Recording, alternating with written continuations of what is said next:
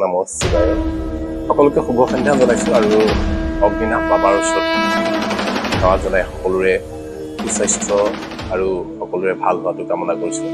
অগ্নিনাভ বাবাই সকলোকে আশীৰ্বাদ কৰক, সকলোৰে মনোবাঞ্ছা পূৰ্ণ কৰক। বিশেষকৈ আজি এটা শুভ কামৰ বাবে যাত্ৰা আৰম্ভ কৰিম, গতিকে অগ্নিনাভ বাবাৰ ওচৰত সেৱা জনাইছোঁ যাতে সকলোৰে আশাবিলাক পূৰণ হয়। আমি যি আশা কৰি আজি এটা কৰ্মৰ কাৰণে ওলাইছোঁ, সেই আশা কৰা কৰ্ম যাতে সিদ্ধি হয়। লগতে অগ্নিনাভ বাবাৰ যি মাহাত্ম্য বা বাবাৰ আশীৰ্বাদে যে মানুহৰ দুখ দুৰ্গতি দূৰ কৰে, নিসন্তান দম্পতীক সন্তান দান কৰে আৰু মনে ভবা ধৰণে অগ্নিনাভ বাবাৰ কৃপা কৰিলে সকলোৰে আশাবিলাক সিদ্ধি হয়। গতিকে মই পুনৰ কৈছোঁ, আমি এটা শুভ কামৰ বাবে আগবাঢ়িছোঁ আজি। গতিকে সেই শুভ কামত যাতে বাবাই আশীৰ্বাদ কৰে, আমাৰ সকলোৰে যাতে মনৰ আশাবিলাক পূৰ্ণ হয়, পৰিয়ালবিলাক লৈ যাতে হাঁহি বিৰিঙি উঠে, তাৰ বাবে মই অন্তঃকৰণে কামনা কৰিছোঁ। আৰু অগ্নিনাভ বাবাৰ এটি ভিডিঅ' আপোনালোকৰ আগত শ্বেয়াৰ কৰিছোঁ। আপোনালোকে প্ৰথমৰ পৰা শেষলৈকে ভিডিঅ'টো চাব আৰু যি বাবাৰ মাহাত্ম্য, সেই মাহাত্ম্যৰ বাবে আপোনালোকে ভিডিঅ'টো সকলোৰে বাবে শ্বেয়াৰ কৰি দিব। আৰু যিদৰে ভগৱানৰ বিষয়ে আমি শ্বেয়াৰ কৰিলে বা ভগৱানৰ কথাবিলাক আমি যেতিয়া প্ৰচাৰ কৰোঁ, তেতিয়া ভগৱানে আমাক আশীৰ্বাদ কৰে। তেনেকৈ অগ্নিনাভ বাবাৰ কথাবিলাক, যি মাহাত্ম্যবিলাক আমি যদি প্ৰচাৰ কৰোঁ, তেতিয়াহ'লে আমাক বাবাই আশীৰ্বাদ কৰিব আৰু আমাৰ মনোকামনা সিদ্ধি হ'ব বুলি মই বিশ্বাস কৰোঁ অন্তঃকৰণে।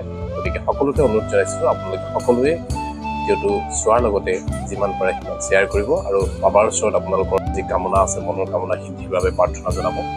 বাবাই আপোনালোক সকলো কাম মংগল কৰিব। ইয়াত আহি শৰাই দিছিলা নেকি? তেতিয়া বাবাক ভাবিছিলা হয় নে?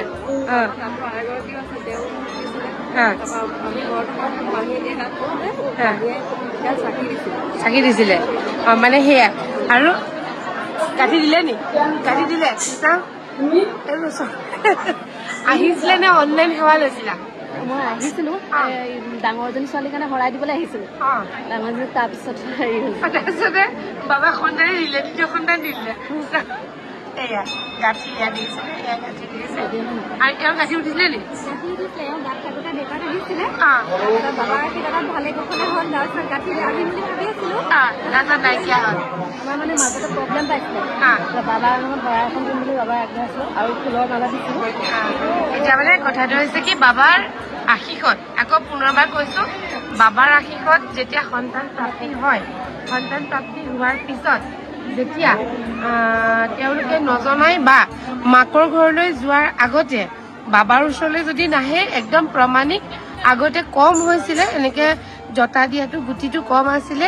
যিমানে বিতৰ্ক হৈ গৈ আছে, সিমানে বাবাই সেই বস্তুটো আৰু বেছি কৰি গৈ আছে, মানে বাবাৰ শক্তিটো দেখুৱাই গৈ আছে। আগতে কম আহিছিলে এনেকুৱা জতা লগা ল'ৰা ছোৱালী, কিন্তু এতিয়া সেই গাঁঠিবোৰ অলপমান মানে বেছি বেছি কৰিব ল'লে, অলপমান ডাঠকে দিব ল'লে।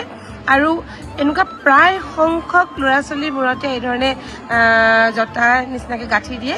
আৰু যিসকল বাবাৰ আশীষত সন্তান প্ৰাপ্তি হয় বা ৰাজহুৱা চাকি গজত বা শৰাইত সেৱালৈ হয় বা ইয়াত আহি শৰাই দি হয়, তেওঁলোকৰ সন্তানৰো হয়। আৰু যিসকল নিজেই কনচেপ্ট হোৱাৰ পিছত গোটেই দিনকেইটা বাবা নামত সেৱা লয়, গোটেই দিনকেইটা ভালে ভালে পাৰ হ'বলৈ, সেই তেওঁলোকো যদি আহি বাবাক নেদেখুৱাই সন্তানক, তেতিয়াও এনেকৈ গাঁঠি কাটি দিয়ে। বহুতৰে হয় তেনেকুৱা। গতিকে সকলোকে কথাষাৰ জনালোঁ। এবাৰ ভক্তসকলকো দেখাওঁ কিমান আছে ভক্ত।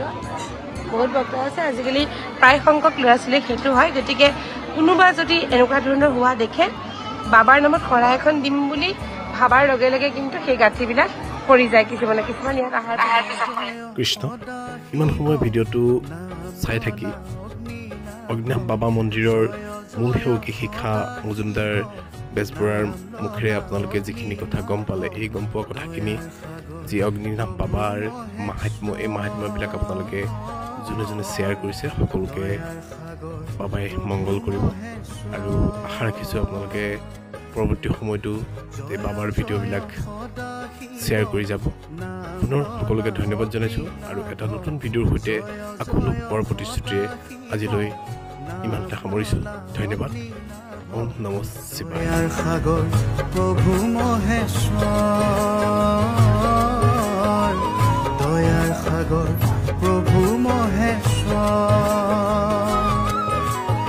ওম নমঃ শিৱায়, ওম নমঃ শিৱায় ওম নমঃ শিৱায়